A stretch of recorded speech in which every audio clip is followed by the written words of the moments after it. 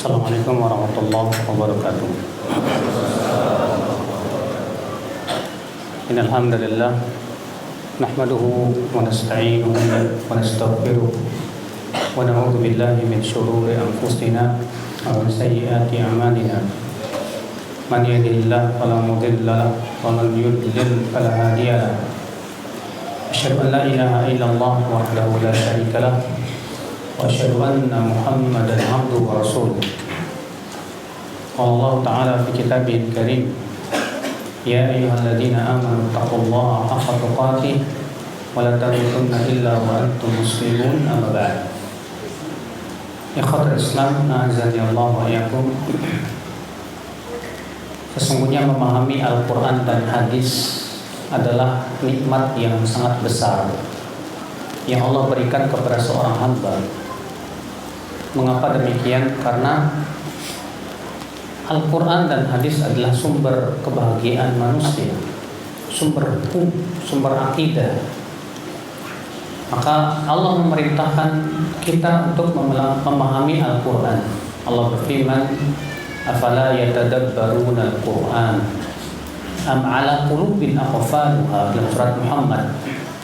Tidakkah mereka mentadaburi Al-Quran, ataukah hati mereka itu ada kuncinya, ada gemboknya?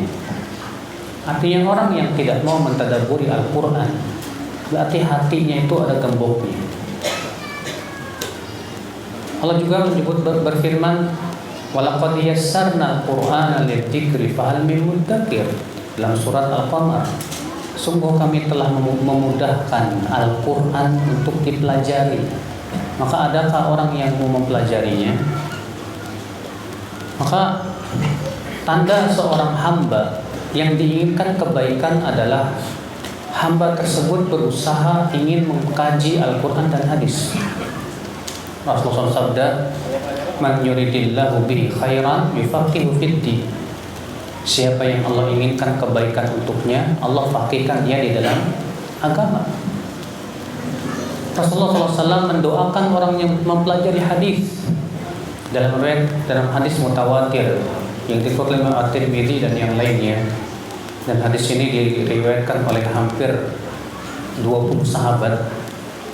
Wa Nabi sallallahu alaihi wasallam bersabda, naddarallahu imra'an, semoga Allah memberikan cahaya kepada wajah siapa?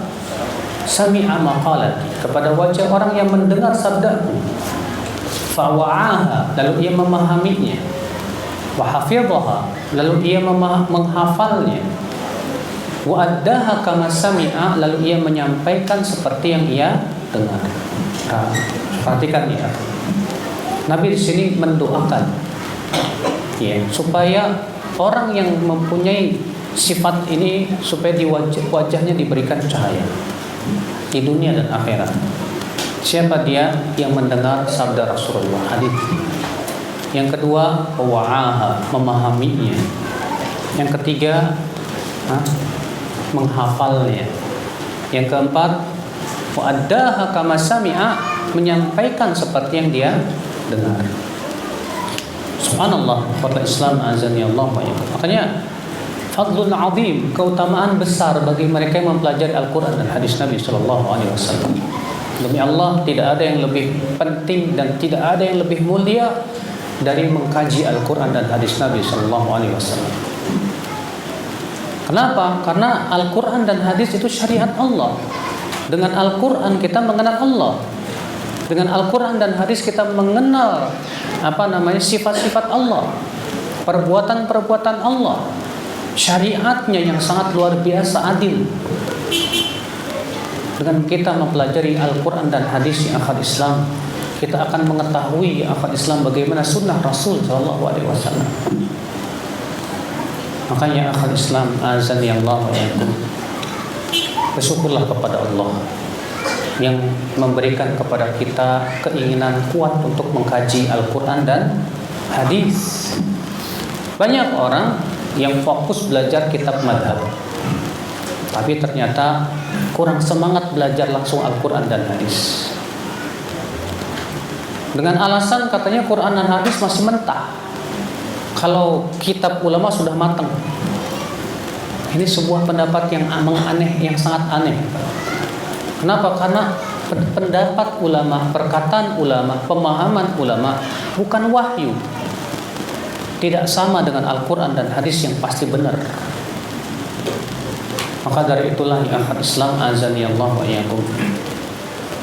Ketika kita mau dan semangat dan berusaha kuat untuk memahami Al-Quran dan hadis, maka bersyukurlah atas nikmat tersebut.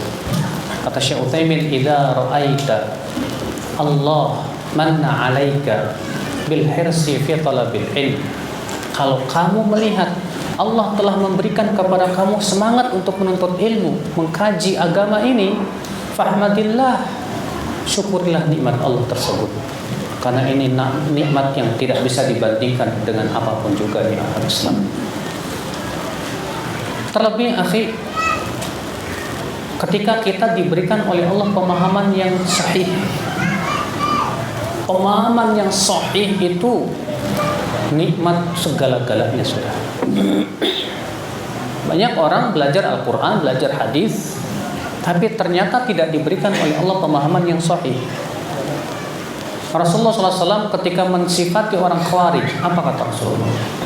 Kata Rasulullah SAW, yaqra'una al-Quran wa la yujawizu taraqiyahum yaquluna min qawli khairil bariyah yamruquna minad din kama yamruqus sahmu minar ramiyah. Rawahu Muslim. Mereka membaca Al-Quran, menghafal Al-Quran, tapi tidak sampai ke kerongkongan. Maksudnya apa? Dan menurut Abu Daud disebutkan penjelasannya, yahsabuna annahu lahum wa huwa alaihim. Mereka mengira Al-Quran mendukung pendapat mereka, padahal tidak. Saking dangkalnya pemahaman mereka. Yaquluna min qawli khairil bariyah. Mereka membawakan ucapan Rasul, membawakan hadis-hadis Rasul. Tapi apa yang terjadi? Mereka padahal membawakan Al-Quran, membawakan hadis, tapi apa kata Nabi? Yamruquna minad din. Mereka melesat dari agama, sebagaimana melesatnya panah dari buruannya. Kok bisa? Padahal yang dibawakan oleh mereka Al-Quran, yang dibawa oleh mereka hadis, tapi kok bisa mereka melesat dari Islam?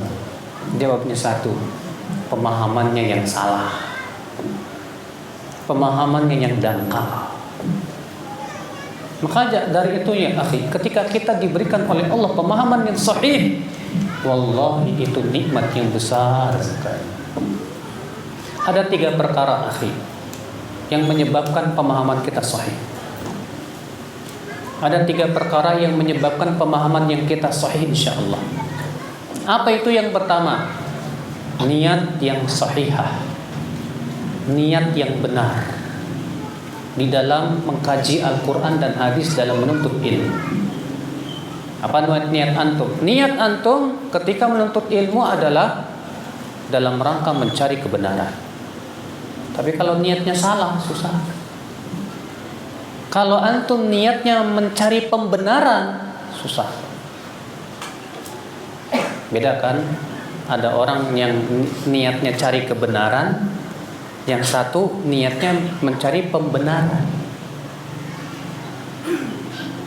Padahal cuma beda 1 huruf doang, Pak. Yang satu K, yang satu P. Orang yang mencari kebenaran, fanatik dia kepada Allah dan Rasulnya, maka insya Allah Allah berikan kepada dia dengan niat yang baik tersebut mendapatkan pemahaman yang benar insya Allah. Kalau memang tujuan dia mencari apa? Kebenaran. Fanatik dia kepada kebenaran. Tapi kalau orang mencari pembenaran, dia akan cari dalil yang sesuai dengan hawa nafsu. Maka yang seperti ini pasti tersesat. Seperti ini biasanya sih berkeyakinan dulu, baru kemudian cari-cari apa? Dalil. Ada dalil yang ngedukung, wah pas nih, saya punya dalilnya. Padahal sebetulnya dalil tersebut tidak mendukung pemahamannya. Maka yang pertama ini, niat yang sahihah. Kita harus luruskan niat kita dalam menuntut ilmu. Ingat, dalam menuntut ilmu, dalam mengkaji Al-Quran dan hadis, niat kita cari kebenaran. Yang pertama. Yang kedua, Perkara yang menjadikan pemahaman kita sahih apa itu? Akidah yang sahihah. Sihatul akidah. Orang yang akidahnya rusak, pemahamannya pasti rusak. Contoh misalnya orang Mu'tazilah, mereka punya keyakinan apa Pak? Akal lebih tinggi daripada apa? Wahyu. Sehingga yang mereka jadikan acuan akal. Setiap ayat, setiap dalil yang tidak sesuai dengan akal mereka ditolak atau ditakwil. Yang seperti ini saya yakin tidak akan becus Pak dan tidak akan lurus memahaminya. Kenapa? Acuan dia sudah salah, akidahnya sudah salah. Makanya orang-orang Khawarij, ya, mereka ya akal Islam azan ya Allah, karena akidah mereka yang rusak seperti itu, yang mengakibatkan mereka tidak bisa memahami Al-Quran dan hadis dengan benar. Akidahnya salah soalnya. Ikhwatul Islam, Sufi contohnya. Kalau Sufi menganggap bahwa firasat wali, mimpi wali pasti benar, gak mungkin salah. Sehingga mereka menjadikan selain Al-Quran dan hadis sebagai dalil. Saya yakin Pak, kalau seperti ini caranya, pasti bakal salah dalam memahami. Sebab mereka menganggap pemahaman wali lebih tinggi Pak daripada pemahaman siapapun. Makanya akal Islam azani Allah wa yakum, ini yang kedua, sihatul akidah. Pemahaman yang apa? Yang benar. Akidah yang sahihah. Siapa yang akidahnya sahihah, pasti pemahamannya insya Allah diberikan oleh Allah kelurusan. Makanya disinilah diantara hikmah kenapa para nabi dan rasul dakwah yang pertama kali kepada tauhid. Kenapa para nabi dan rasul yang pertama kali dakwahkan tentang akidah? Aisyah berkata, adalah yang pertama kali awwalu ma nazala minal Qur'an fil jannati wan nar. Ya, yang pertama kali turun dari Al-Qur'an ternyata tentang surga dan neraka. Kalaulah yang pertama kali turun jangan mencuri, barangkali kami tidak akan meninggalkan pencurian.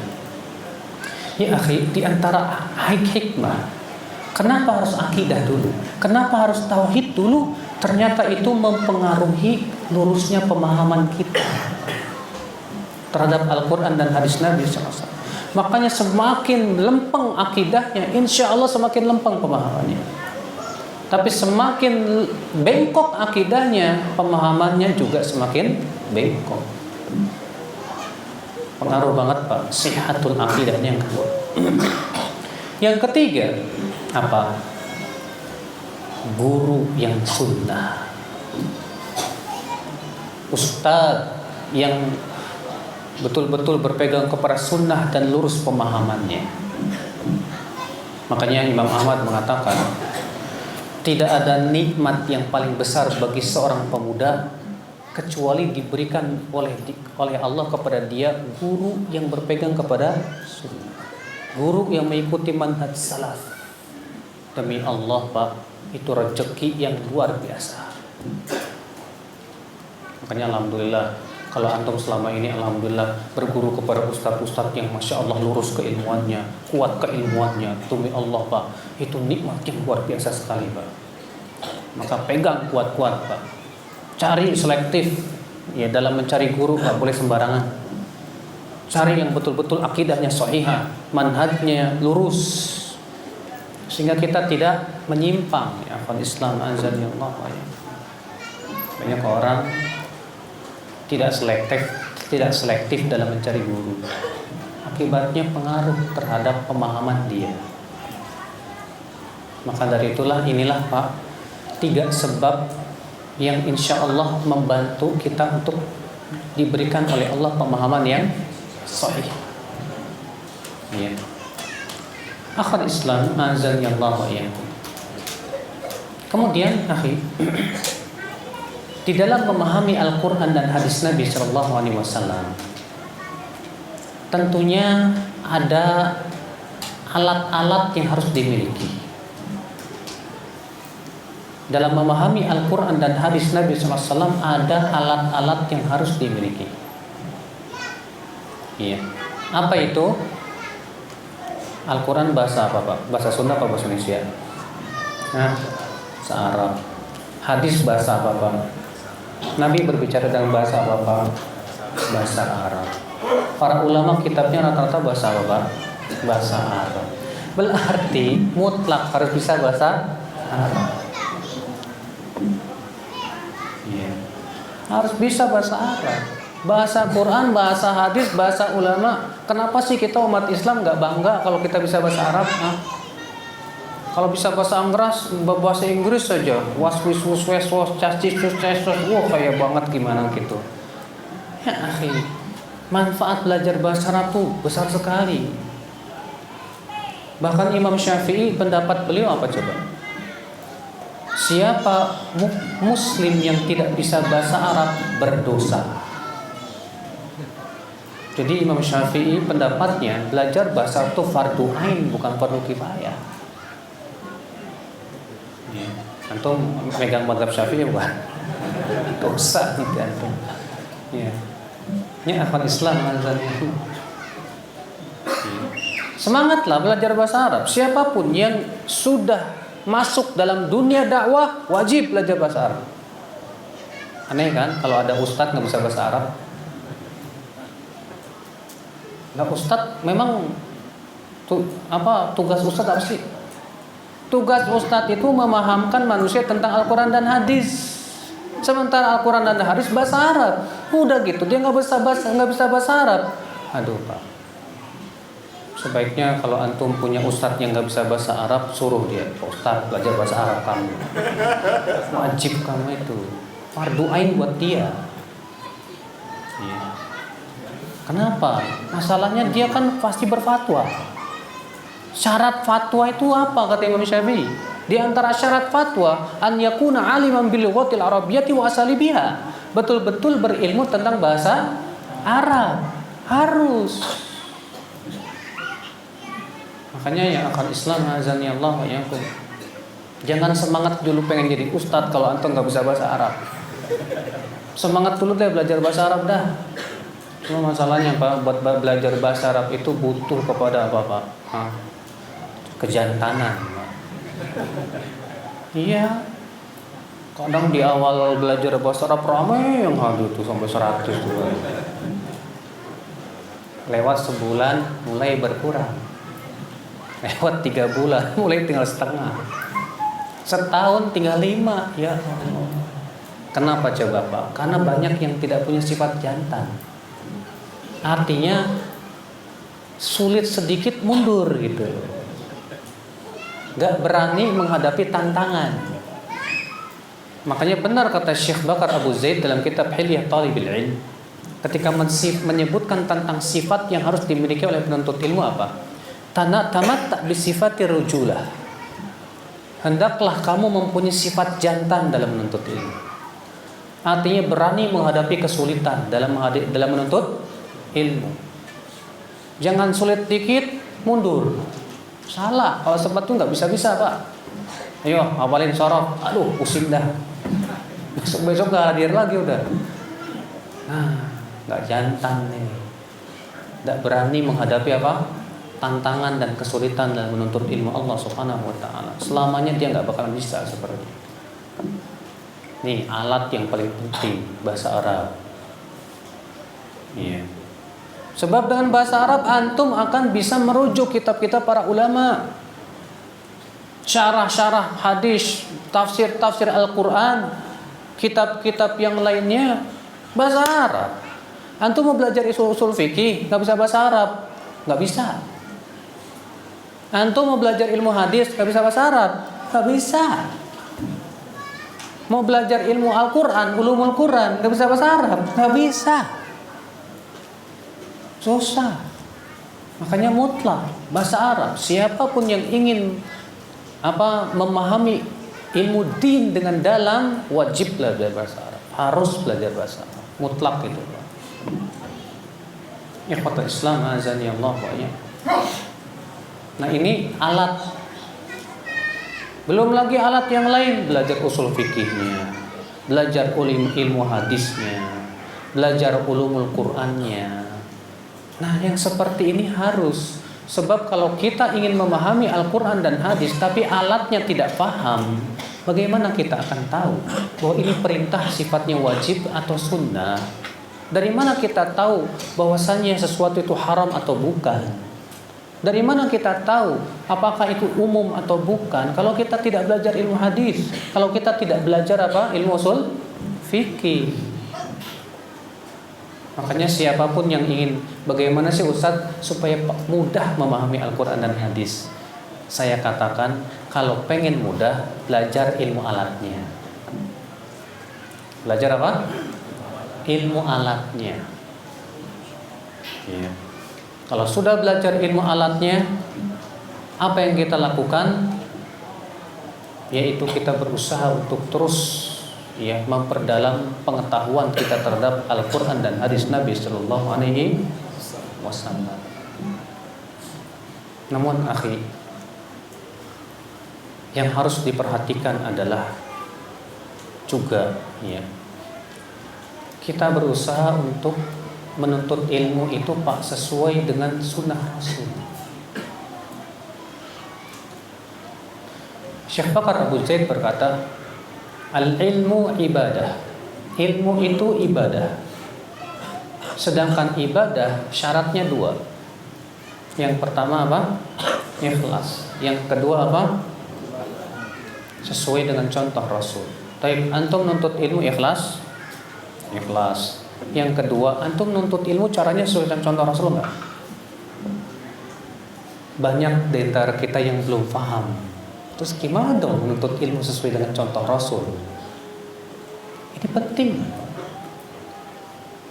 Iya.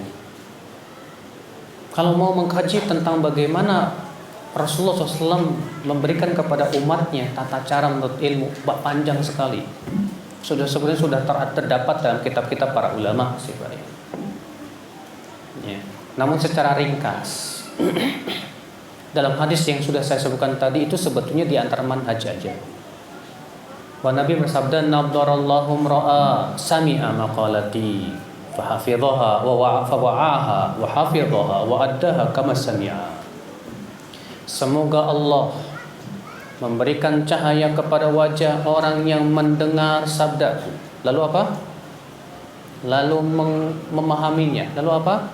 Lalu menghafalnya. Lalu apa? Lalu menyampaikannya. Perhatikan, 4. Yang pertama apa? Mendengar. Berarti Pak, kita sebagai seorang penuntut ilmu harus pintar mendengar dulu. Ingat. Ini fasenya nih, mendengar, memahami, menghafal, menyampaikan. Jangan langsung loncat yang keempat. Ya. Kita sebagai seorang penuntut ilmu harus belajar pintar mendengar. Jangan pintar nge-share.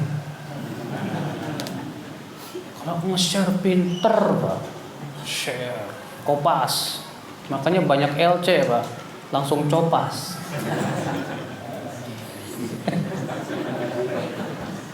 Jadi pintar kopas saja udah. Ya. Yang penting ini, ya memang bagus sih. Tapi itu kita harus lebih pintar dengar daripada pintar share. Karena awalul ilm, kata para ulama, awal ilmu itu husnul istima'. Awal ilmu itu pintar mendengar dulu. Mendengar. Kita harus pintar mendengar dari ilmu, dari para ulama, dari para asatidzah yang kuat keilmuannya. Itu dulu yang kita utamakan. Setelah itu pemahaman. Tata cara memahami yang benar bagaimana? Yaitu kita pertama berusaha untuk apa?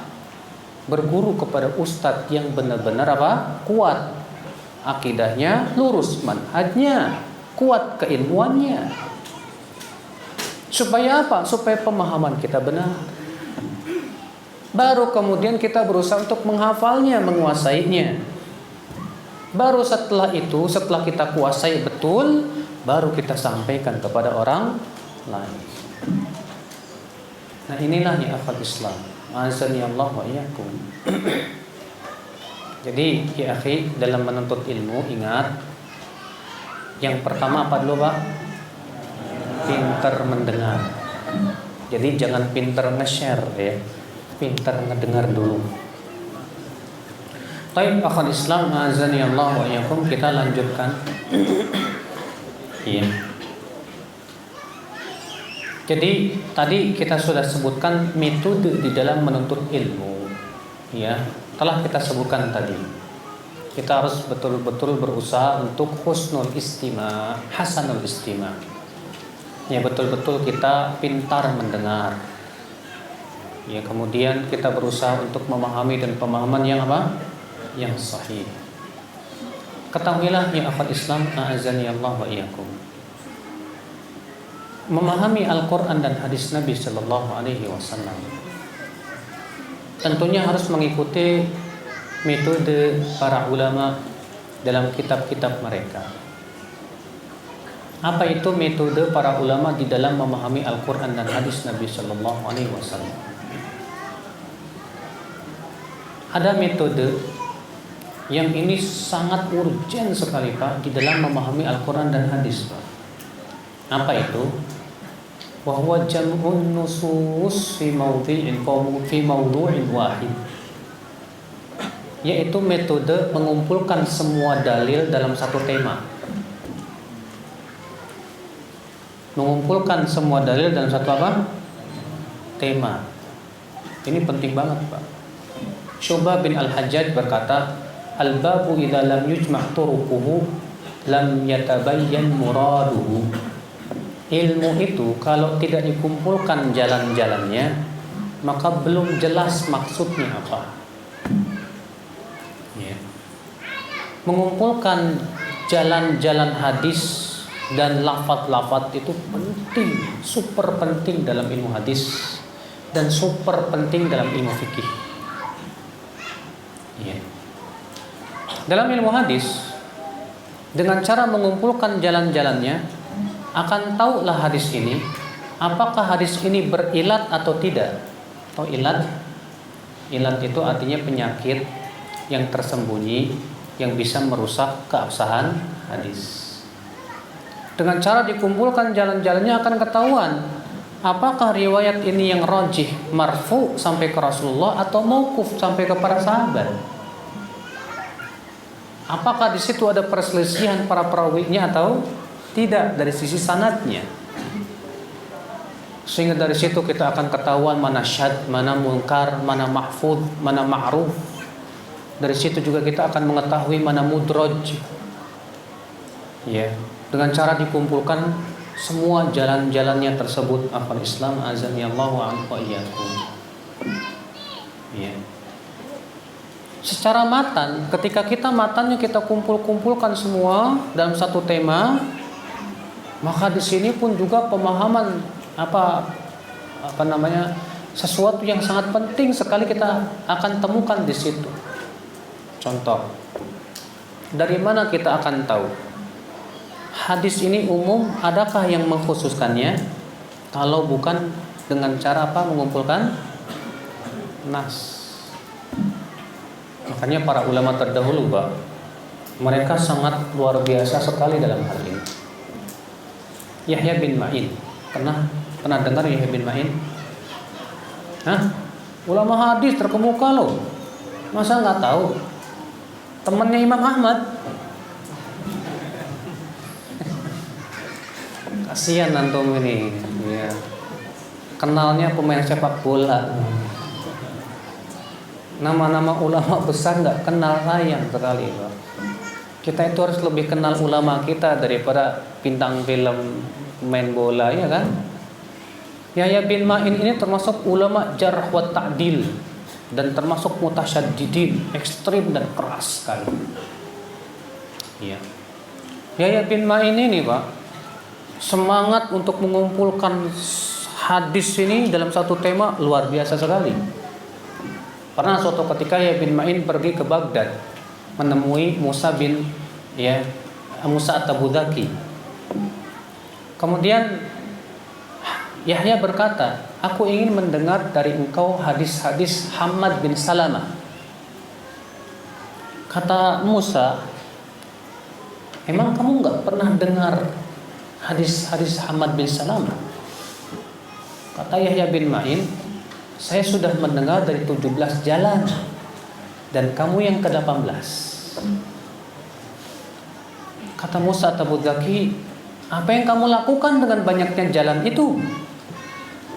Kata Yahya bin Ma'in, aku mendengar Hammad bin Salamah ini seorang yang thiqah, tapi ia terkadang salah dalam meriwayatkan hadis. Maka dengan aku mengumpulkan jalan, aku ingin tahu mana kesalahan yang berasal dari Hammad dan mana kesalahan yang berasal dari muridnya Hammad. Subhanallah. Ajib Pak, makanya Pak. Jadi hadis seorang muhaddits itu dia akan cari dari banyak jalan Pak, untuk mengetahui apa? Mana kesalahan, mana yang tidak salahnya. Bahkan kalau antum membaca buku kitab Ibnu Adi Al-Kamil fi Du'afa'ir Rijal, tata cara beliau dalam menilai seorang perawi thiqah atau tidak, caranya apa coba? Caranya dengan mengumpulkan semua hadis-hadis dia. Semua hadis-hadis dia dikumpulkan, lalu kemudian apa? Dibandingkan dengan periwayatan perawi lain yang thiqah. Apakah lebih banyak menyelisihi atau lebih banyak sesuainya? Dari situ akan bisa diketahui perawi ini thiqah atau tidak.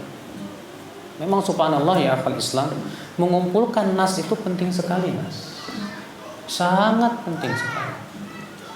Kalau antum dapat satu hadis, jangan langsung dipahami sebelum antum cari lafadz lain, nas lain yang satu tema dengannya. Saya berikan contoh misalnya. Ya. Kalau antum misalnya mendapatkan sebuah hadis Nabi Sallallahu Alaihi Wasallam, contoh kata Nabi, la tusallu ba'dal asr, jangan sholat setelah asar. Oh, dari situ kita bisa paham bahwa sholat setelah asar enggak boleh. Tapi kalau kita kumpulkan semua lafaz-lafaznya, dapat kita ketahui, oh ternyata larangan sholat setelah asar itu ada pengecualiannya. Dalam riwayat Imam Ahmad, Rasulullah SAW bersabda, la tusallu ba'dal asri illa wasyamsu murtafi'atun. Jangan sholat setelah asar kecuali kalau matahari masih tinggi. Ada pengecualiannya di situ. Berarti kalau selama matahari masih tinggi, masih boleh kita apa? Melakukan sholat setelah asar. Makanya Aisyah berkata dalam Sahih Bukhari, Rasulullah SAW tidak pernah meninggalkan 2 rakaat setelah asar di rumahnya. Iya. Ikhwatul Islam azani Allah wa iyyakum. Dengan cara kita mengumpulkan satu ya, jalan-jalan hadis, ya apa lafaz-lafaznya juga apa, akan ketahuan oleh kita. Oh ini hadis ternyata ya ada penjelasan dalam hadis yang lain, dijelaskan bagaimana maksud dan yang diinginkan dari hadis tersebut. Akhwat Islam azani Allah.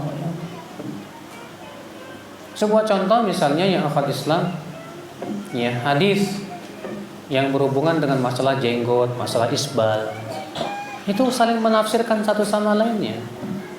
Ada orang bilang begini, jenggot itu syariatkan dalam rangka menyelisih orang Majusi. Adapun kalau ya kata Rasulullah kan juzuz syawarib, cukur kumis, wa'aful liha, panjangkan janggut, khaliful majus, selisih orang Majusi. Ada orang punya pemahaman begini Pak, oh berarti dalam rangka menyelisih orang Majusi. Nah kan orang Majusi sekarang udah pada berjenggot, jadi boleh dong kita sekarang cukur jenggot. Kita katakan dulu, coba kita kumpulkan dulu semua lafadznya. Oh ternyata kita dapatkan dalam hadis lain Rasul bersabda, ashrun minal fitrah, ada 10 perkara yang termasuk fitrah, diantaranya janggut. Oh ini maksudnya Rasulullah mengatakan selisih orang Majusi. Kenapa? Karena orang Majusi tidak sesuai dengan fitrah, maka mencukur jenggot itu tidak sesuai fitrah. Nah kalau orang Majusi sesuai fitrah, kembali kepada fitrah, masa kita umat Islam menyelisih fitrah? Tentu tidak diperkenankan ya akan Islam azan ya Allah. Dengan cara seperti ini kita akan mengetahui Apalagi ayat-ayat hukum dalam Al-Quran. Ayat-ayat hukum dalam Al-Quran itu kebanyakan global, Mas. Allah berfirman, wa aqimus shalah, dirikan salat. Penjelasannya di mana? Di hadis. Wa atuz zakah, bayar zakat. Penjelasannya di mana? Hadis. Makanya Al-Quran sangat butuh hadis. Imam Ahmad berkata, Al-Quran, as-sunnatu tufassilul Quran wa laysa al-aks. Hadislah yang menafsirkan Al-Quran dan tidak sebaliknya. Maka kewajiban kita ya umat Islam memahami Al-Quran itu harus dengan hadis. Dua-duanya nggak bisa dipisah. Harus. Berapa banyak ayat-ayat Al-Quran yang bersifat umum, tapi ternyata ada pengkhususan dalam hadis. Contoh misalnya Allah berfirman tentang ayat warisan. Yusikumullahu fi auladikum. Allah wasiatkan kalian untuk masalah warisan anak-anak kalian. Ternyata Rasulullah memberikan pengkhususan, la yarithul mu'minul kafira walal kafirul mu'mina. Tidak boleh orang kafir mendapatkan warisan dari bapaknya yang mukmin, dan tidak boleh anak yang muslim mendapat warisan dari bapaknya yang non muslim. Tidak boleh, kata Rasulullah SAW. Ada pengkhususan di situ. Dalam hadis juga Rasulullah menjelaskan bagaimana tentang zakat, nisab-nisabnya dan yang lainnya. Al-Quran kan nggak ada, Pak. Makanya kalau ada orang berkata, udahlah nggak usah pakai hadis, cukup Al-Quran aja. Terus gimana kita akan memahami Al-Quran? Imam Al-Ajuri dalam kitab Syariah membawakan sanadnya dengan sanad yang sahih kepada Jabir bin Abdillah. Bahwa ketika beliau membawakan hadis-hadis Nabi SAW, ada orang berkata begini, "Da' min hada, naktafi bima fil Quran." Udahlah, tinggalkan hadis, cukup cukup Al-Quran aja udah. Apa kata Jabir? Sini mendekat. Awajadta fil Quran anna salata dhuhri arba'ah. Apakah kamu mendapatkan dalam Al-Quran salat zuhur 4 rakaat? Kata dia, enggak ada. Kamu dapatkan dalam Al-Quran salat maghrib 3 rakaat? Enggak ada. Lihat, Pak. Ya. Enggak ada. Maka dari itu ya akhwat Islam azani Allah wa iyyakum, siapa yang mencukupkan dengan Al-Quran tanpa hadis, hakikatnya dia menolak hadis dan menolak Al-Quran. Siapa yang mencukupkan dengan Al-Quran tanpa hadis, hakikatnya dia menolak Al-Quran. Karena Al-Quran menyuruh kita untuk mengambil hadis. Allah berfirman, "Wa ma atakumur rasul fakhudhuh wa ma nahakum anhu fantahu." Apa-apa yang diperintahkan oleh Rasul ambil. Ya. Disebutkan dalam sebuah riwayat yang sahih bahwa ada seorang wanita datang kepada Abdullah bin Mas'ud radhiyallahu anhu arba. Apa kata wanita itu? "Hai Aba Abdurrahman, aku mendengar engkau melaknat wanita yang bertato dan yang minta ditato. Engkau melaknat wanita yang menyambung rambut dan yang minta disambung. Sementara aku hafal Quran dan aku tidak dapat ayatnya yang menyebutkan bahwa wanita-wanita seperti ini terlaknat." Apa kata Ibnu Mas'ud? "In kunti qara'ti faqad wajadti." Kalau kamu memang hafal Al-Quran, kamu seharusnya sudah dapat ayatnya. Yang mana itu? Kata wanita tersebut. Kata Ibnu Mas'ud apa? Yaitu firman Allah, "Wa ma atakumur rasul fakhudhuhu wa ma nahakum anhu fantahu." Apa-apa yang diperintahkan oleh Rasul, yang diberikan oleh Rasul, ambil. Dan apa-apa yang dilarang oleh Rasul, maka apa? Tinggalkan. Dan sungguh Rasulullah SAW telah melaknat wanita-wanita yang bertato dan yang minta ditato. Nah, ya akhwat Islam azanillah ya. Ini penting, Pak. Jadi mengumpulkan antara dalil-dalil itu penting, Pak. Dalil Al-Quran ditafsirkan dalil hadis, dalil hadis ditafsirkan dengan dalil-dalil lagi yang lain, sehingga saling menafsirkan satu sama lainnya. Kalau ternyata terjadi pertentangan, kayaknya dua hadis ini atau ayat dan hadis ini bertabrakan, tuduh dulu akal kita. Jangan mengatakan belum apa-apa, wah ini kok bertabrakan ya, kayaknya ini deh yang dhaif. Enggak, yang dhaif akal ente. Gak mungkin Al-Quran dan hadis yang sahih bertabrakan, Mas, gak mungkin. Kalau ada yang mendoifkan hadis sahih gara-gara bertabrakan dengan Al-Quran, lalu dia katakan ini hadis doif. Kenapa? Alasannya bertabrakan dengan Al-Quran. Kita katakan enti yang doif. Gak mungkin hadis yang sahih bertabrakan dengan Al-Quran. Maka tuduh dulu, oh mungkin saya belum paham bagaimana tata cara apa? Mengkompromikan antara dua dalil. Makanya kalau kita nggak paham, tanya dong ulama. Buka kita para ulama, bagaimana mengkompromikan dua dalil yang seakan-akan bertabrakan. Rasulullah SAW dalam hadis riwayat yang dikeluarkan Imam Abu Daud, Bukhari, Muslim juga Pak. Pernah ada dua sahabat Pak berdebat masalah takdir. Yang satu bawa cabut ayat, yang satu cabut ayat. Yang satu cabut ayat, yang satu cabut ayat. Berhujah dengan masing-masing dengan ayat. Mendengar itu Rasulullah marah. Kata Rasulullah apa? Afa abihada umirtum? Apa untuk ini kalian diperintahkan? Kalian adukan satu ayat dengan ayat berikutnya, ya, satu sama lainnya, seakan-akan Al-Quran itu saling bertabrakan. Padahal tidak. Allah mengatakan afala yatadabbaruna al-Quran walau kana min indi ghairillahi lawajadu fihi ikhtilafan katsira. Tidakkah mereka mentadabburi Al-Quran? Kalaulah Al-Quran berasal dari selain Allah, mereka akan mendapatkan dalam Al-Quran itu apa? Perselisihan yang banyak. Tidak boleh yang satu berhujah dengan ayat, yang satu berhujah dengan ayat, seakan-akan dua ayat ini saling bertabrakan. Yang harus dilakukan apa? Kompromikan. Mengompromikan dua dalil itu jalan yang benar. Ya. Nah ini akhi. Setelah ini cara yang Masya Allah mengumpulkan nas-nas dalam satu tema. Maka kita penting yang kedua Pak, merujuk pemahaman salafus saleh. Penting.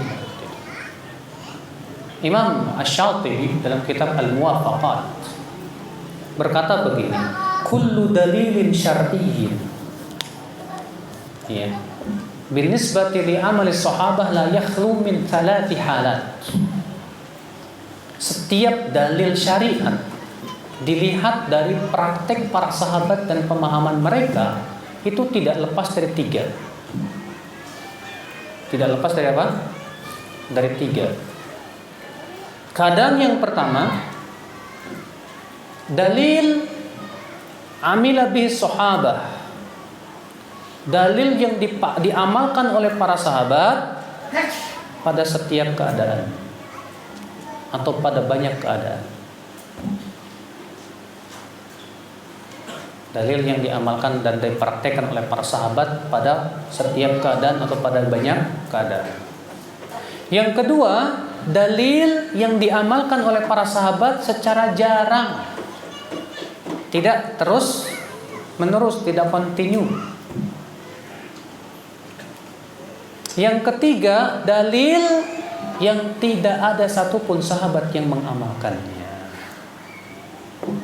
Adapun yang pertama kata Imam Asy-Syatibi, maka la iskala fih, tidak problem kita mengamalkan Pak. Contohnya tentang hadis-hadis yang berhubungan dengan masalah sholat, zakat, puasa, haji, tentang masalah akhlak, akidah, muamalah, dan ini kebanyakan dalil begitu Pak. Adapun yang kedua kata beliau, yang paling utama mengamalkan kebalikannya. Kalau ada suatu dalil yang diamalkan oleh para sahabat secara jarang, berarti amalkan kebalikan dari itu. Atau melihat keadaannya. Contoh Pak, para sahabat apakah rutin mengamalkan sholat tahajud berjamaah? Nggak rutin. Para sahabat ikut tahajud berjamaah sama Rasul juga, ikut tahajud bersama Rasul sekali-kali aja.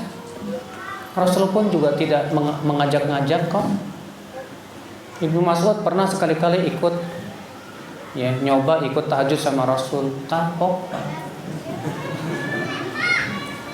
Kata Ibnu Mas'ud, ya, aku sholat di samping Rasul, maka beliau mulai membaca Al-Baqarah, lalu An-Nisa, lalu Ali Imran, Hatta ini hamamtu bi amrin su, kata beliau.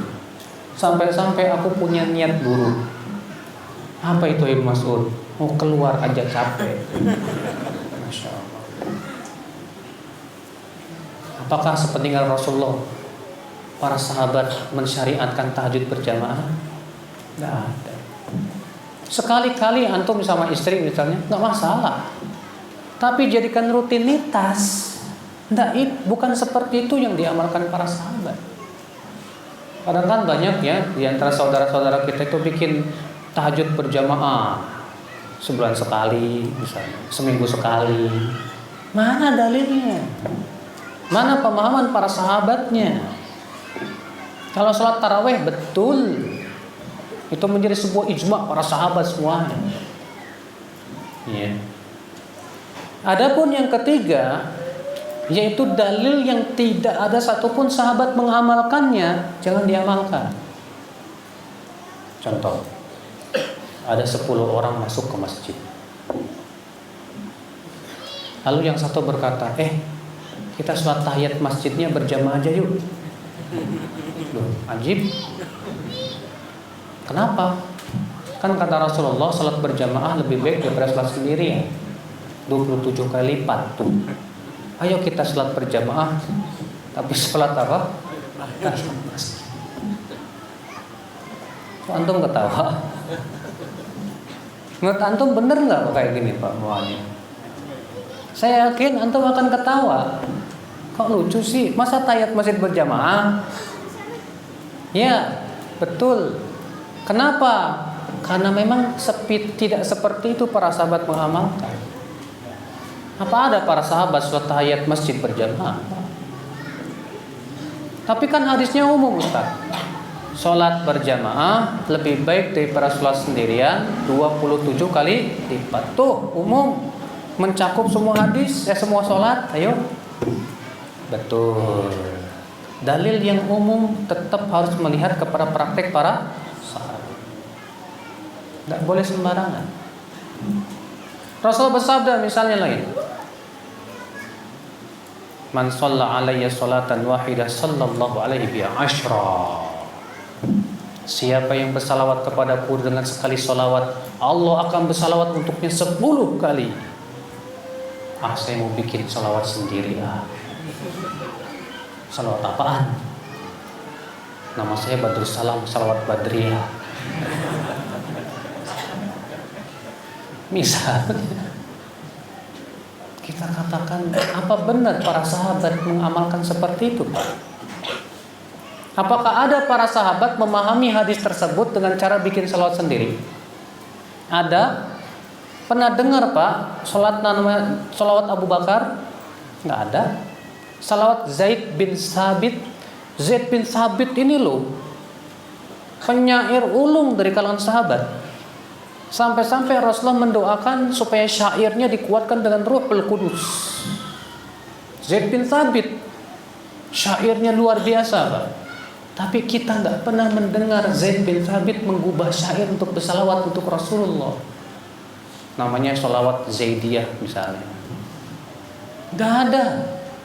Para sahabat rata-rata bahasanya fasih, mampu mereka membuat syair yang indah. Abdullah bin Rawaha, seorang penyair Arab yang terkenal sekali. Tapi beliau tidak membuat salawat sendiri. Tidak ada.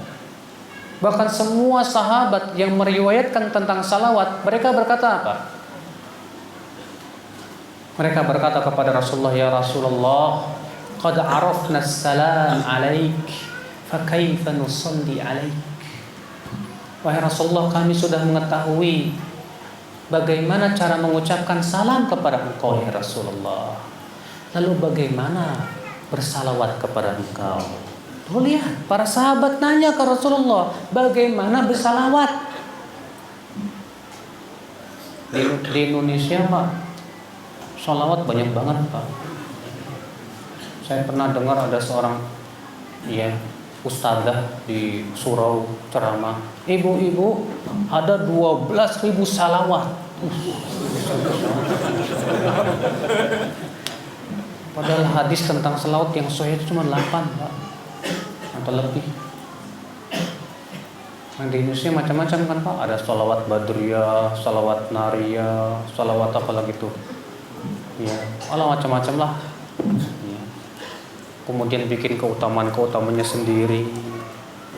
Nah, bukan seperti itu para sahabat mengamalkan Pak. Para sahabat tidak mengamalkan hadis tentang bersalawat seperti itu, tidak. Mereka bersalawat sesuai dengan yang diajarkan oleh Rasulullah sallallahu alaihi wasallam. Ya. Ikhwatul iman, a'azzani Allah wa iyyakum. Nah ini, pahami dalil nas dengan pemahaman siapa? Salafus saleh. Penting. Kenapa? Karena para sahabat yang paling tahu, yang paling berilmu, mereka langsung melihat Al-Quran turun kepada Rasulullah. Mereka langsung mengambil penafsiran Al-Quran dari mulut Rasulullah. Mereka langsung melihat praktek Rasulullah terhadap Al-Quran dan hadis Nabi Sallallahu Alaihi Wasallam. Dan Al-Quran dan hadis turun dengan bahasa mereka. Maka pasti mereka mutlak yang paling paham terhadap Al-Quran dan hadis Nabi Sallallahu Alaihi Wasallam.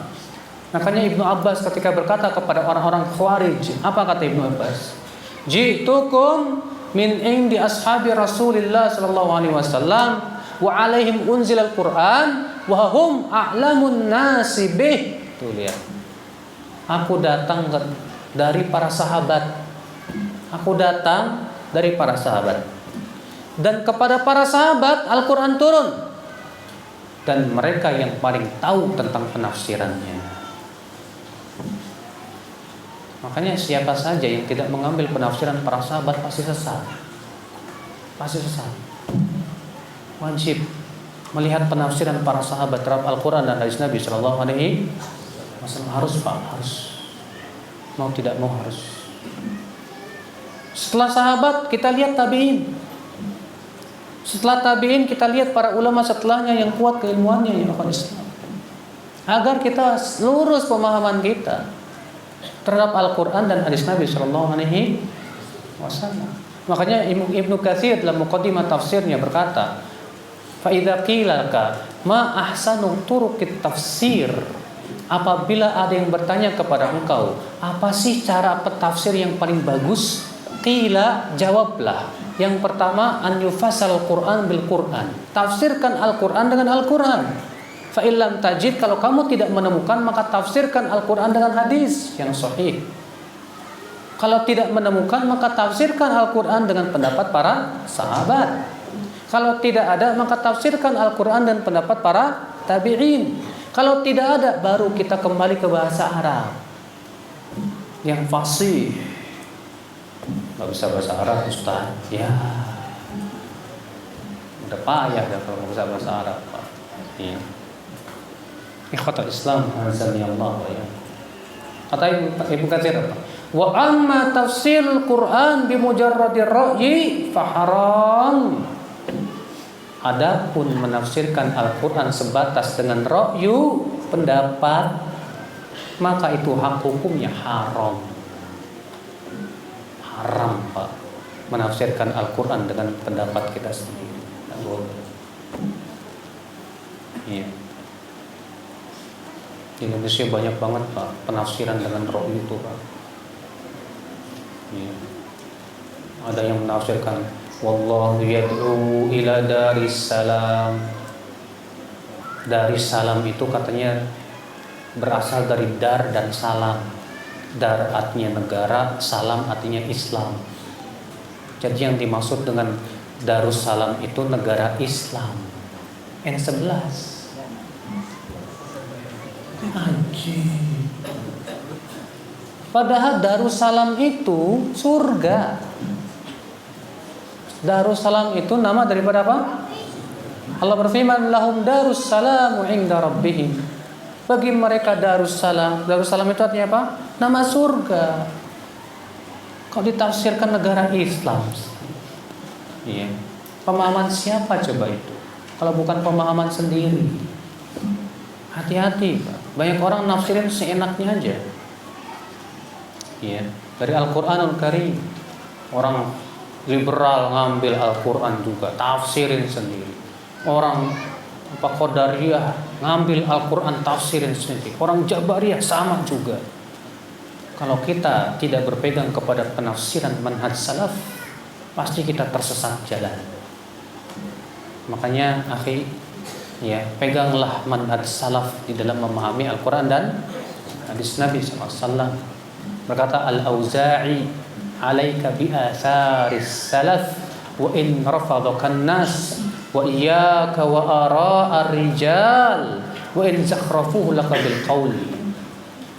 Hendaklah kamu mengikuti jalan salafus saleh walaupun orang-orang menolak kamu, dan jauhi oleh kamu pendapat-pendapat manusia walaupun mereka menghiasi kata-katanya dengan kata-kata yang indah.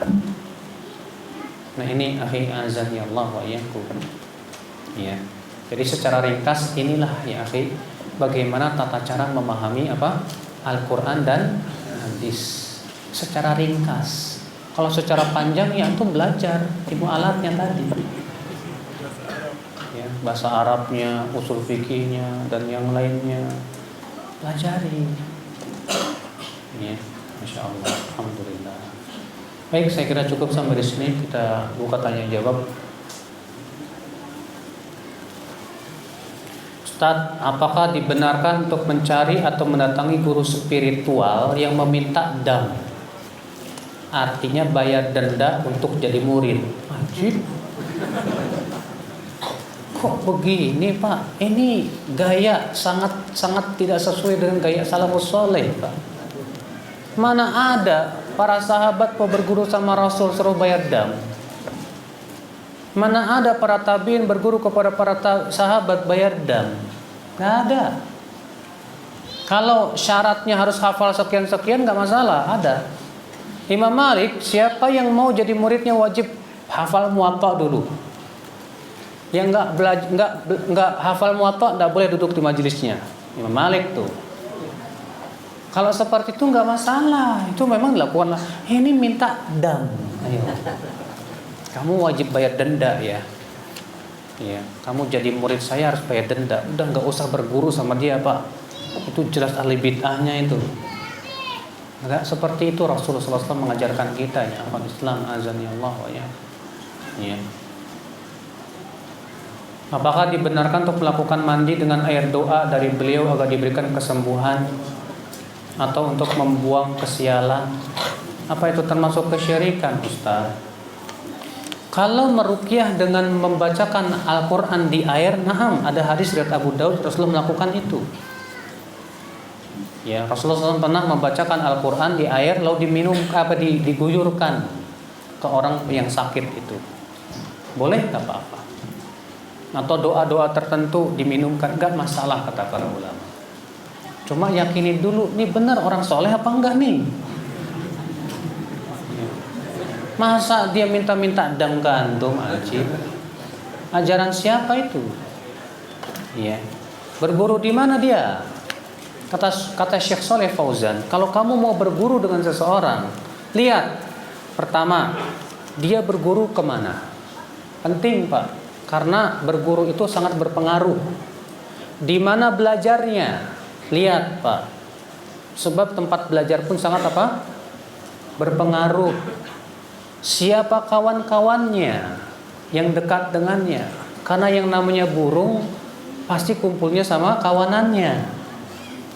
Ya, supaya selamat kita dalam mencari guru. Udah begitu kualitas ilmu dia bagaimana? Kalau dahulu di zaman Imam Ahmad ada yang berkata, kami kalau ingin mengambil hadis dari seseorang, kami duduk 2 bulan memperhatikan orang itu dan bertanya-tanya ke orang-orang. Sampai-sampai yang ditanya berkata, kamu ingin menikahkan dia dengan anakmu? Bayangkan, di zaman dahulu sampai detail sekali. Nanya siapa dia, kepada siapa saja dia berguru, kemana saja dia pergi, siapa kawan-kawannya, bagaimana akidahnya. Detail. Itu zaman dulu loh, yang ulama sabrek-abrek. Apalagi zaman sekarang. Zaman sekarang kita ini harus lebih ekstra hati-hati dan ketat Pak mencari guru itu Pak. Jangan hanya sebatas pinter ceramah, beretorika, udah. Tidak setiap ustadz yang pinter bawa Quran hadis ternyata pemahamannya benar loh. Hati-hati. Ya. Kita lihat, makanya kan penting. Kalau zaman dahulu sih enak, Pak. Kalau ingin tahu bertanya-tanya kepada para ulama. Bagaimana si fulan? Kamu kenal? Dari mana dia berasal? Siapa namanya? Siapa gurunya? Di mana dia berguru? Nanya-nanya itu. Kita itu enggak coba. Penting kan kita nanya-nanya. Terkadang kan ada di antara kita, Pak, nama guru aja nggak tahu. Kamu dari mana? Itu dari Ustadz Yazid Abdal. Hah? Bener, itu Ustadz Yazid Abdal. Bener Pak, ada yang gitu. Nama aja nggak paham.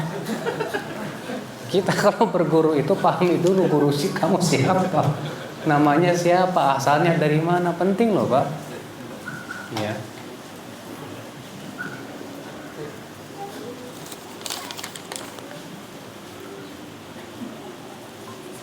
Ustaz, bagaimana apabila mempelajari Quran lewat tafsir Ibnu Katsir? Bagus. Tapi masalahnya kamu paham nggak? Ya. Dan hadis lewat fikih Bulughul Maram. Syarah siapa? Langsung hadis Bulughul Maram yang tuh ambil. Terus antum tahu dari mana sahih apa enggaknya coba? Terus bagaimana cara memahaminya? Hah? Kan kalau Bulughul Maram itu Pak tercampur antara yang sahih dan yang dhaif.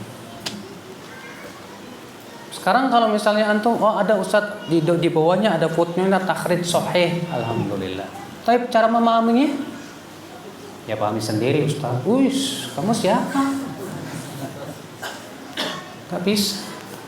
Bulughul Maram itu adillatul ahkam. Jadi judulnya aja Bulughul Maram min adillatil ahkam. Dalil-dalil hukum. Artinya hadis-hadis yang ada dalam Bulughul Maram ini adalah menjadi dalil-dalil hukum madhab para ulama. Berarti mau tidak mau kita harus melihat pendapat-pendapat para ulama dan madhab mereka tentang hadis tersebut. Bagaimana pemahamannya? Makanya Pak, kalau antum mau ngambil Bulughul Maram harus beli yang syarahnya. Tapi kalau mau beli syarah yang ringan aja dulu deh. Syarah Bulughul Maram yang ringan. Ya, yang disyarah oleh ulama yang setaka muka juga yang betul kuat keilmuannya. Jangan yang Fathul Bari langsung beli. Banyak orang begitu Pak, nafsu. Wah, beli Fathul Bari nih. 1 set 2 juta, simpan, plek. Perpustakaannya. Udah. Pas nyoba baca. Apa ini? Gak ngerti saya plek. Akhirnya jadi pajangan. Kan sayang sekali ya enggak? Beli mahal-mahal jadi pajangan.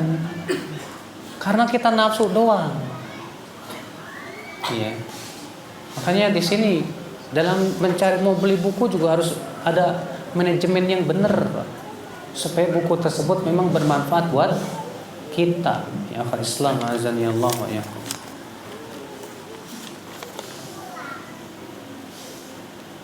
Mana yang harus saya teruskan sekarang ini Ustaz? Menghafal Quran dulu atau belajar bahasa Arab dulu Ustaz? Nggak bisa digabungin ya? Bisa nggak Pak digabungin? Masa nggak bisa sih? Ya. Kami dulu di Al-Irsyad pesantren tuh dulu ya. Ya sambil menghafal, mempelajari bahasa Arab, belajar ilmu ushul fikih, juga ngapalin Quran. Masa nggak bisa sih?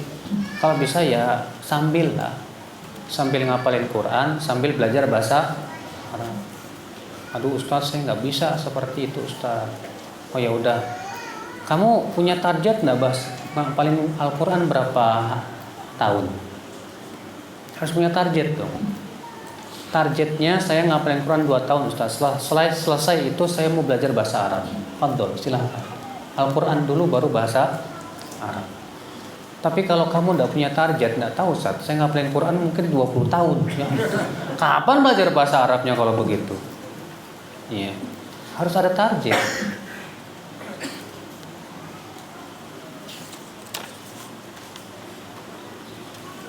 Mau tanya, dalam menghafal Al-Quran misalnya ada satu metode dalam waktu 3 bulan atau 1 bulan bisa hafal 30 juz. Boleh Ustadz? 3 bulan 30 juz. Ini super jenius Pak. Jenius ini orang. Susah loh Pak. 3 bulan 30 juz susah benar Pak. Berarti 1 hari ya 3 bulan aja berarti 90 hari. Iya kan? 3 bulan 90 hari. Berarti 3 hari 1 juz. Ini harus cerdas orangnya. Benar. Iya. Siapa yang 1 jam bisa menghafal 1 jam bisa menghafal 2 halaman aja udah pinter. 1 jam 2 halaman pinter. Ini 3 hari 1 juz. Masya Allah. Ada sih yang bisa seperti itu kalau memang jenius orangnya.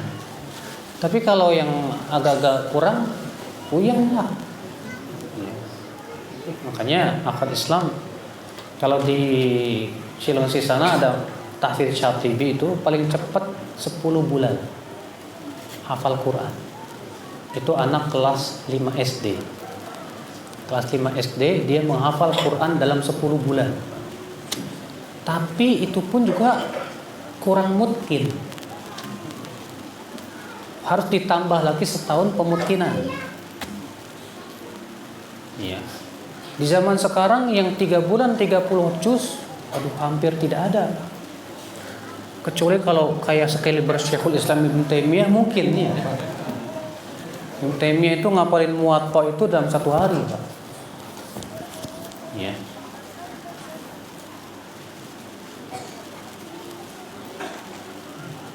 Begitu juga dalam belajar bahasa Arab ada satu buku Baina Yadai katanya bisa memahami bahasa Arab hanya dalam waktu 2 bulan. Iya, kalau belajarnya 24 jam kali itu. Setidaknya 12 jam lah belajar terus. Insya Allah bisa. Iya, itu pun juga butuh kecerdasan, betul.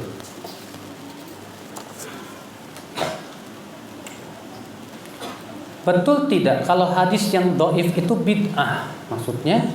Maksudnya mengamalkan hadis dhaif itu bid'ah apa enggak? Begitu. Jawab, belum sampai bid'ah. Beda kalau itu hadisnya palsu.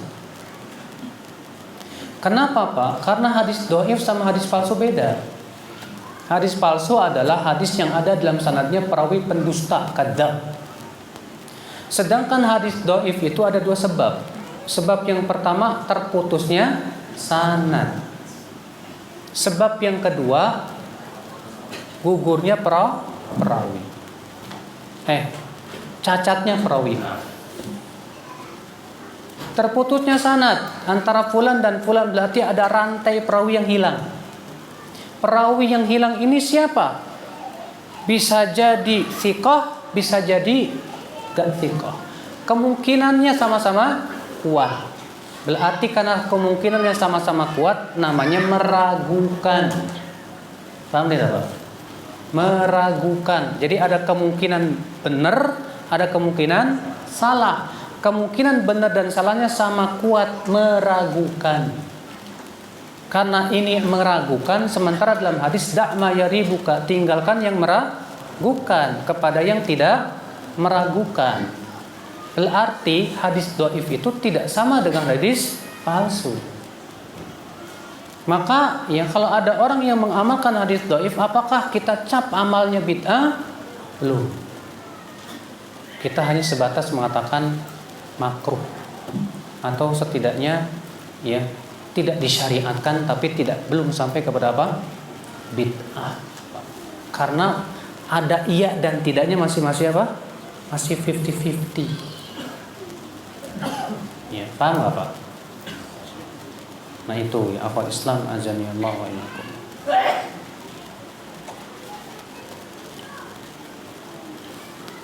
Bagaimana dengan hadis yang mengkhususkan amalan di bulan Sya'ban? Yang mana? Kalau hadisnya adalah yaitu tentang salat nisfu Sya'ban, itu hadis bukan hadis dhaif. Dhaifnya jiddan banget, Pak. Palsu. Palsu kata Ibnu Jauzi, hadis tentang salat nisfu Sya'ban maudhu'un bittifaqi ahli hadis.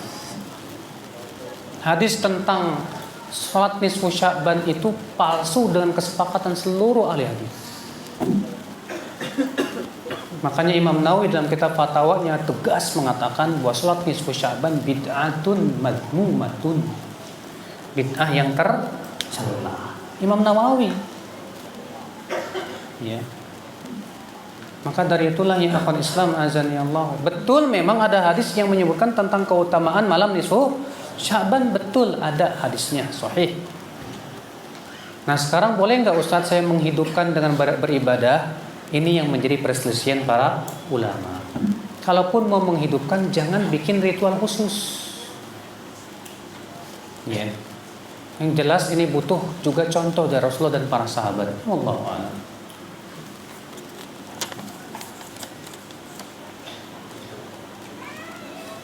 Bagaimana menurut Islam? Suami memiliki hutang pada istri. Akadnya di awal pinjam dulu, tapi setelah hampir 8 tahun belum pernah dibayar, Ustaz. Nah, tak pernah menyinggung. Saya malu mau nagih, Ustaz. Khawatir marah dan tersinggung. Apa yang dilakukan? Dalam hati ingin ikhlas, tapi ya ada kurang ikhlasnya juga.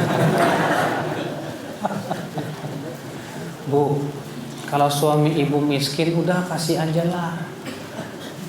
Dulu di zaman Rasul ada seorang sahabian mau berinfak, mau zakat. Apa kata suaminya? Suaminya bernama Ibnu Mas'ud. Hai istriku, kamu kasih zakatmu ke aku itu lebih layak daripada kepada yang lain. Maka istrinya pun datanglah ke Rasulullah dan berkata, ya Rasulullah, Ibnu Mas'ud mengatakan katanya zakatku lebih layak diberikan kepada suamiku daripada kepada orang lain. Apa benar? Kata Rasulullah, shadaqah Ibnu Mas'ud, betul sekali Ibnu Mas'ud.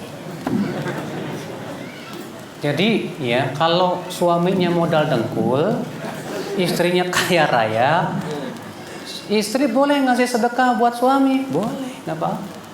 Nih mas, kasihan deh lo miskin.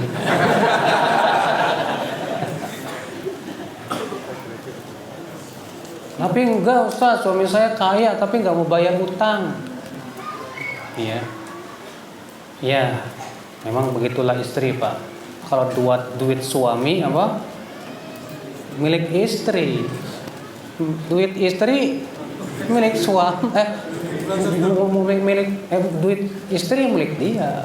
Namanya juga istri. Namanya juga suami. Suami itu kan singkatan Pak.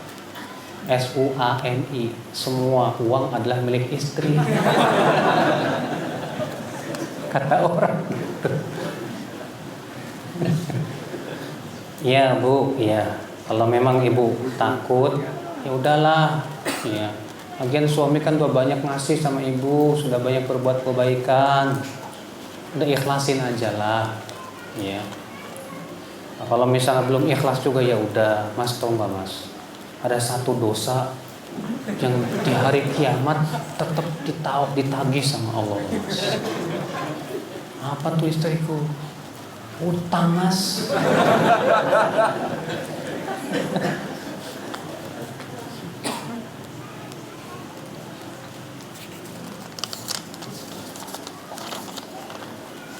Bagaimana fikih pakaian dan hijab wanita sesuai Al-Quran dan Sunnah, sesuai pemahaman salafus saleh? Suami saya sering ngajak suka kalau pakai jilbab yang pendek dan bercorak. Tentunya ada dua ayat dalam Al-Quran tentang masalah ini.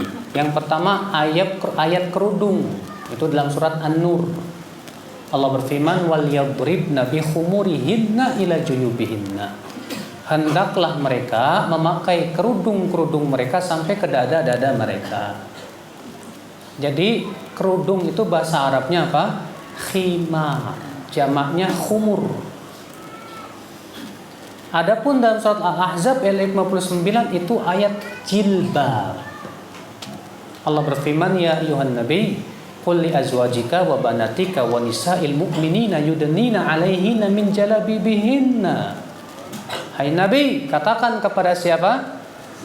Istri-istrimu dan wanita kaum dan anak-anak wanitamu dan wanita kaum muslimin, hendaklah melabuhkan jilbab mereka. Jilbab itu bukan kerudung.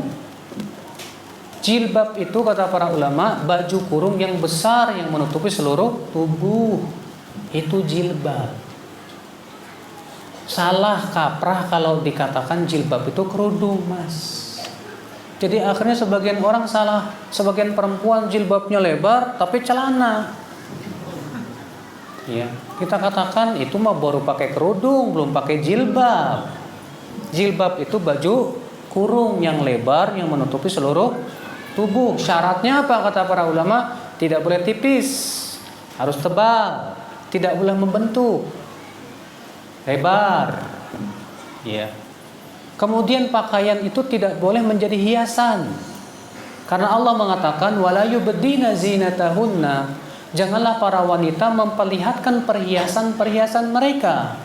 Maka kata para ulama kalau pakaian itu malah jadi hiasan sehingga dengan pakaian itu dia jadi tambah cantik, ya. Maka tidak boleh. Misalnya dia pakai jubah, masya Allah, tapi corak-corak jadi kelihatan cantik gitu, nggak boleh. Karena itu jadi hiasan namanya. Ya.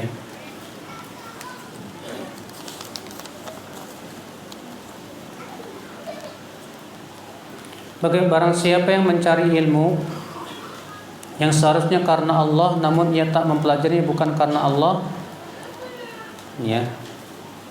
Tapi ia mempelajarinya bukan karena Allah, maka ia tidak mendapat bau surga. Maksudnya apa? Siapa yang belajar ilmu syariat, karena ilmu syariat itu tujuannya akhirat. Dan ilmu yang tujuannya akhirat, ketika kita belajar pun juga harapan kita adalah akhirat. Kalau ilmu dunia memang tujuannya untuk dunia. Antum belajar biologi, ilmu kedokteran, tujuannya cari duit, nggak masalah. Tapi kalau antum belajar ilmu agama tujuannya cari duit, ini masuk dalam hadis tersebut. Nggak boleh, karena ilmu akhirat itu tujuannya untuk akhirat. Kalau ilmu dunia, naam tujuannya untuk cari dunia. Bagaimana mengkompromikan hadis tentang celana di atas mata kaki? Karena ada yang mengatakan hukumnya haram, ada yang mengatakan makruh, dan ada yang mengatakan boleh asal tidak sombong. Mana yang lebih sahih, Ustaz? Ketahuilah Pak, yang sahih bahwa isbal, kain melebihi mata kaki itu dosa besar, bukan dosa kecil, Pak. Kenapa? Karena Rasulullah mengancam dengan ancaman berat. Dalam riwayat Muslim Rasulullah bersabda, "Salasatun la yukallimuhumullah wa la yanzuru ilaihim wa la yuzakkihim wa lahum adzabun alim."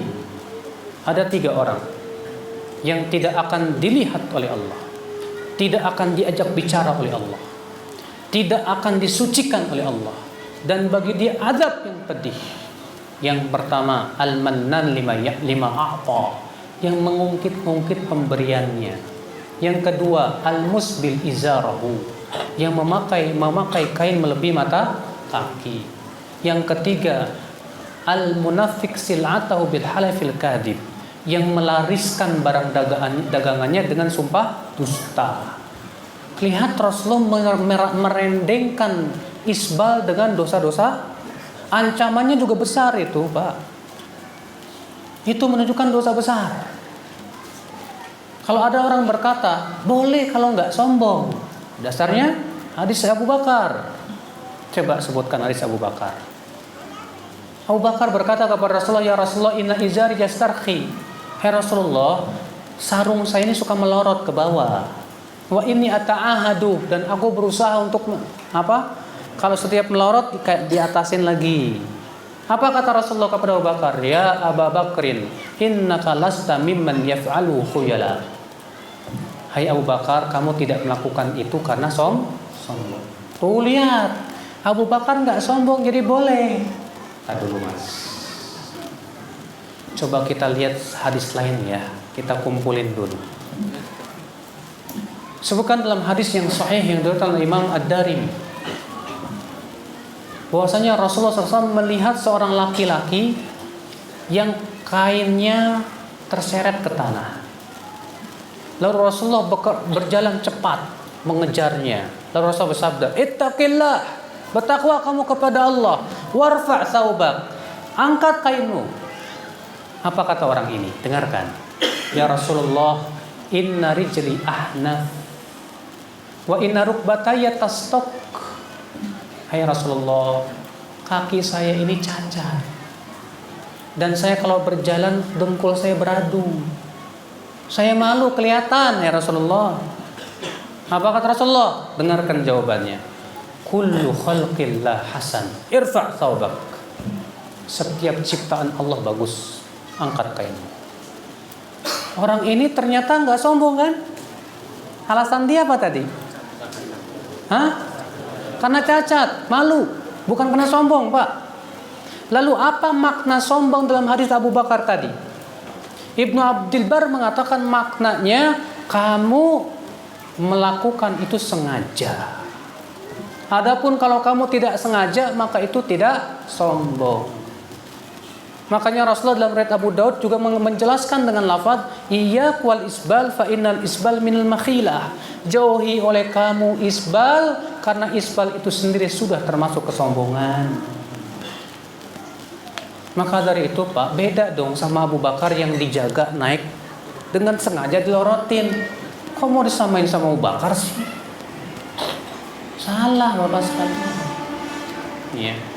Coba sebutkan sekali saja Rasulullah pernah memakai mata kain sengaja di bawah mata kaki? Nggak pernah. Nggak ada. Yang ada adalah Rasulullah nggak sengaja. Iya. Baik, satu lagi aja ya, sampai jam 3 aja kita ya.